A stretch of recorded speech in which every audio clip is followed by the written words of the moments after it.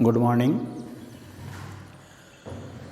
गायत्री के इस YouTube channel में आप सभी का स्वागत है। हमने कल ये पार्ट 3 के अंतर्गत रस के अवयव पढ़े थे और कुछ रस से संबंधित स्थायी भाव वगैरह किया थी। हमने रस का परिचय भी कर लिया था। आज हम उसी टॉपिक को आगे बढ़ाते हुए रस के भेद करेंगे कि रस जो हैं कितने प्रकार के होते हैं और कितने उसके भेद होते हैं। रस को परिभाषित करने की आवश्यकता नहीं, अपन ने कल कर लिया है। मैं सीधा रस के भेद पे आता हूँ। रस के हमने 11 भेद किए हैं और इन 11 भेदों में सबसे पहला रस जो है हमारा, एक एक करके हम आगे बढ़ेंगे, वो है श्रृंगार रस। अब श्रृंगार रस जो हैं ये किसे कहते हैं, क्या होता है श्रृंगार रस, उसी को पहले हम स्पष्ट करेंगे। यहाँ हमने लिखा है इसकी परिभाषा में कि विभाव अनुभाव संचारी भावों के संयोग, किसके, विभाव अनुभाव और संचारी भावों के संयोग से परिपुष्ट, इन तीनों ही चीज़ों के संयोग से जो परिपुष्ट रति नामक स्थायी भाव हैं, इसी को हम श्रृंगार रस कहा करते हैं। क्या करते हैं, विभाव अनुभाव और संचारी भावों के संयोग से जो परिपुष्ट रति भाव नामक स्थायी भाव को ही श्रृंगार रस कहा करते हैं। अब ये तो हो गई हमारी श्रृंगार रस की परिभाषा। अब इसके श्रृंगार रस के 2 भेद होते हैं। कितने होते हैं, 2 भेद। 2 भेद में पहला है संयोग श्रृंगार और दूसरा है वियोग श्रृंगार। संयोग श्रृंगार किसे कहेंगे, वियोग श्रृंगार किसे कहेंगे। देखिए, संयोग श्रृंगार यहाँ होता है या फिर यह वहाँ होता है जहाँ नायक और नायिका का मिलन अवस्था का वर्णन हो। कहाँ होता है, जहाँ नायक नायिका के मिलन की अवस्था का वर्णन किया जाता है, वहाँ पर संयोग श्रृंगार होता है। फिर इसका दूसरा रूप है वियोग श्रृंगार, और वियोग श्रृंगार वहाँ होता है जहाँ नायक नायिका में परस्पर अनुराग हो, परस्पर क्या हो, अनुराग हो, प्रेम भाव हो, परंतु मिलन फिर भी न हो। कहाँ होगा वियोग, कि जहाँ नायक नायिका में अनुराग तो है, प्रेम भाव तो हैं, लेकिन मिलन नहीं हो रहा है, तो वहाँ पर वियोग श्रृंगार होगा। देखिए, इसमें कुछ 1-2 चीज़ें और काम करती हैं कि आलम्बन क्या होता है, उद्दीपन क्या होता है, अनुभाव क्या है, संचारी भाव क्या है, ये चीज़ें और अपन कर लेते हैं।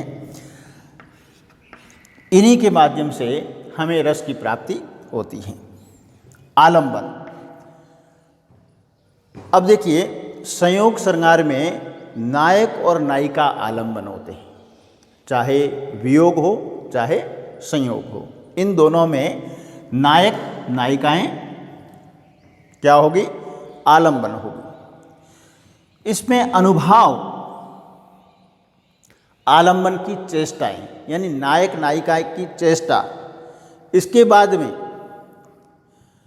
चंद्रमा भी हो सकता है, चांदनी रात भी उसका आलम्बन हो सकती है, नदी का सुहाना तट भी उसका आलंबन हो सकती हैं। और फिर वन है, उपवन है, बसंत है, वर्षा आदि जो हैं ये उस रस को उत्पन्न करने में अनुभाव के रूप में कार्य कर सकते हैं। फिर जो हैं संचारी भाव, औत्सुक्य, लज्जा, हर्ष आदि ये संचारी भाव हैं। इसमें संयोग में जड़ता, ग्लानि, यदि नायक नायिका का मिलन होगा तो मिलन के समय या तो जड़ हो जाएगी, क्या बहुत समय से नहीं मिली है तो उसको ग्लानि होगी, तो ये जड़ता हैं, ग्लानि हैं, ऐसे भाव। और वियोग में निर्वेद भाव रहता है। अब देखिए, हमने यहाँ पर संयोग श्रृंगार का एक उदाहरण लिया है। किसका लिया है? संयोग श्रृंगार का उदाहरण। और इसी उदाहरण के माध्यम से हम जो हैं क्या करेंगे, इस रस को स्पष्ट करेंगे कि कहाँ इसमें आलंबन है, कहाँ उद्दीपन है, कहाँ संचारी भाव हैं और कहाँ अनुभाव है। तो इससे हम स्पष्ट करके यहाँ तक पहुँचेंगे कि ये संयोग श्रृंगार हैं या फिर वियोग हैं। हमने तुलसीदास की रामचरित से उस अशोक वाटिका का वर्णन लिया है जहाँ पहली बार राम और सीता का मिलन होता है। क्या है इसका पहला?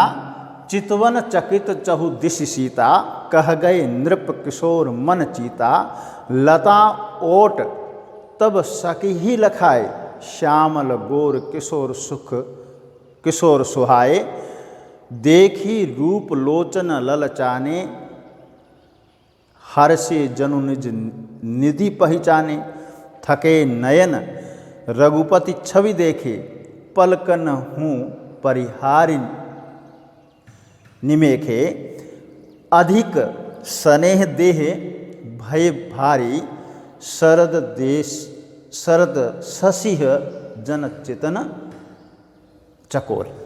तो इस प्रकार से तुलसीदास ने उस वाटिका में राम और सीता, लक्ष्मण और सीता के साथ में उसकी सखियों का वर्णन किया है। अब इसमें देखिए, सबसे पहले हमें क्या करना है, इसमें सीता और राम जो हैं ये आलंबन हैं। यदि सीता और राम यहाँ नहीं होते तो यहाँ संयोग श्रृंगार नहीं होता, ठीक है ना। और लता जो हैं, लता मंडप और राम का सौंदर्य उद्दीपन है। लता और तब सखी लखाए, श्यामल गोर किशोर सुहाए, देखी रूप लोचन ललचाए, हर्षे जनु निज निधि पहचाने। फिर लोचनों का ललचाना, अपलक देखना, चितवन चकित चहु दिशि सीता, अपलक भाव से देखना, स्तंभ आदि अनुभाव हैं। अभिलाषा, हर्ष, श्रम, लज्जा आदि यहाँ संचारी भाव है। तो इस प्रकार से ये जो उदाहरण हैं वह संयोग श्रृंगार का हैं। हमने इसको अलग अलग कर दिया, आलंबन रूप देख लिया। आलंबन यहाँ राम और सीता हैं। उद्दीपन के रूप में हमने देख दिया कि लता मंडप यानी बागान जो हैं उसकी लताएं और राम का सौंदर्य जो हैं वह उद्दीपन का कार्य करता है, सीता को अपनी ओर आकर्षित करते हैं। फिर लोचनों की जगह आँखों के द्वारा ललचाना, अपलक देखना और स्तंभ हो जाना, ये अनुभाव हैं। फिर इसमें अभिलाषा थी, हर्ष भी हो रहा है और लज्जा भी भाव हैं। तो इस प्रकार से यह अभिलाषा, हर्ष, लज्जा आदि संचारी भाव हो गए हैं। तो इस प्रकार से यह हमारा जो है वह संयोग श्रृंगार का वर्णन हो गया है।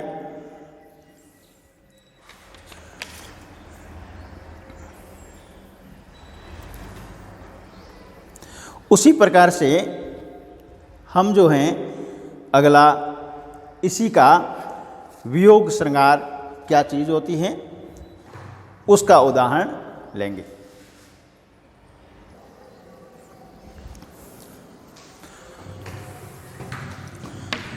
उदाहरण हमने लिया है, भूषण बसन बिलोकत सिय के प्रेम विवश मन कंप पुलक तनु नीरज नयन नीर भरे पिए के संकुचत कहत सुमेरी उर उमगत शील सने सगुन गुण तिय के। किसका वर्णन है? सीता के वनवास गमन के समय या वनवास का वर्णन है। अब देखिए, भगवान राम सीता के वस्त्रों को देखते हैं, आंखों में आंसू आ जाते हैं, फिर लोग लज्जा के कारण संकुचा जाते हैं और ये कह रहे हैं कि सीता में शील, स्नेह और सगुन के गुण भरे हुए हैं। देखिए, इसमें हम इस वनवास वर्णन में कहाँ पर जो वियोग है वो देखेंगे। यहाँ श्री राम जो हैं वह आश्रय हैं।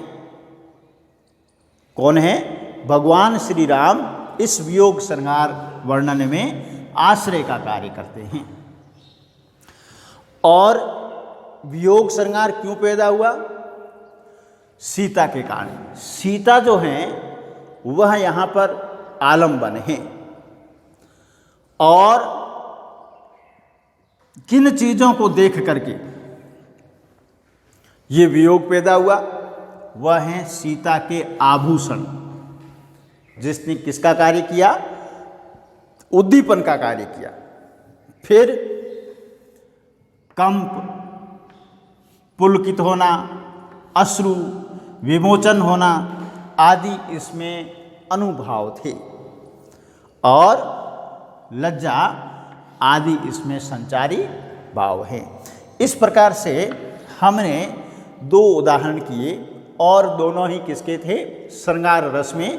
पहला था संयोग श्रृंगार का और दूसरा उदाहरण था हमारे वियोग श्रृंगार का। करुण रस, करुण रस वहाँ होता है जैसे स्वजन का निधन हो जाए या कह सकते हैं राष्ट्र का नाश हो जाए आदि के कारण जो हमें शोक पहुंचाए, हमारे मन में उत्पन्न शोक, विभाव, अनुभाव और संचारी भावों से पुष्ट होकर करुण रस की उत्पत्ति होती है। क्या होता है? स्वजन का निधन, राष्ट्र का नाश आदि के कारण जो उत्पन्न, इन सभी के कारण हमारे चित्त में उत्पन्न शोक, फिर उसमें कार्य क्या करेंगे? विभाव, अनुभाव और संचारी भावों से वह पुष्ट हो जाएगा शोक और फिर करुण रस की उत्पत्ति हो गई। इसमें भी वही 4-5 फैक्टर काम करते हैं। आलंबन भी होता है, उद्दीपन भी है, अनुभाव भी है और संचारी भाव भी है। अब जब हम स्वजन का निधन से संबंधित लेते हैं उदाहरण, तब उसमें आलंबन मृत प्रियजन होता है। कौन होता है? मृत प्रियजन होता है। उद्दीपन, उसमें मृत का कोई चिन्ह हो या उसका शव है या उसकी अपन चर्चा कर रहे हैं तो वहाँ ये उद्दीपन का कार्य करते हैं। अनुभाव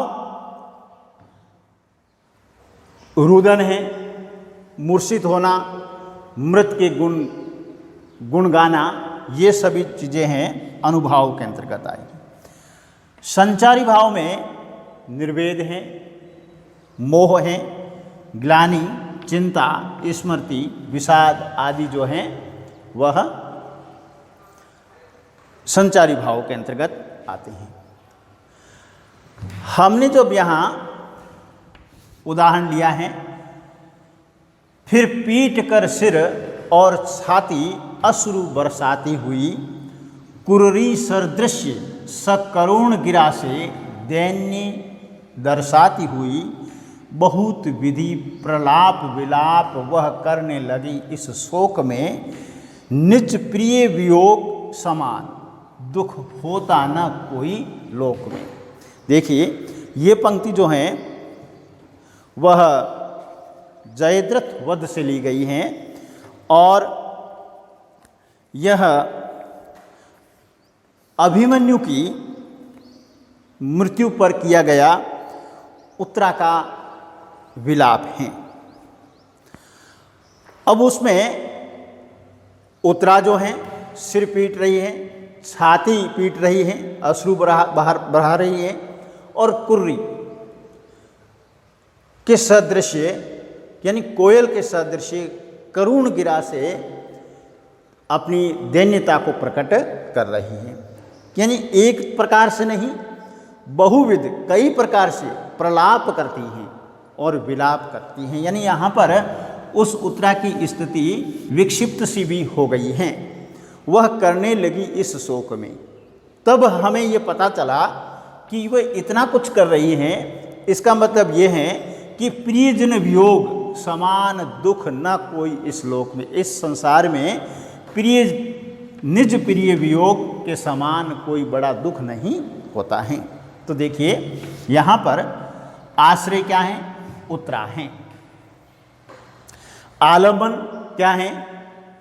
अभिमन्यु हैं। उद्दीपन उसकी वीरता, उसकी सुंदरता और उत्तरा और अभिमन्यु का प्रेम। अनुभव सिर पीटना, आंसू बहाना, विलाप करना। संचारी भाव दैन्यता और मोह जो हैं वह संचारी भाव हैं। इस प्रकार से हमने इस करुण रस का एक उदाहरण लेकर के स्पष्ट किया है।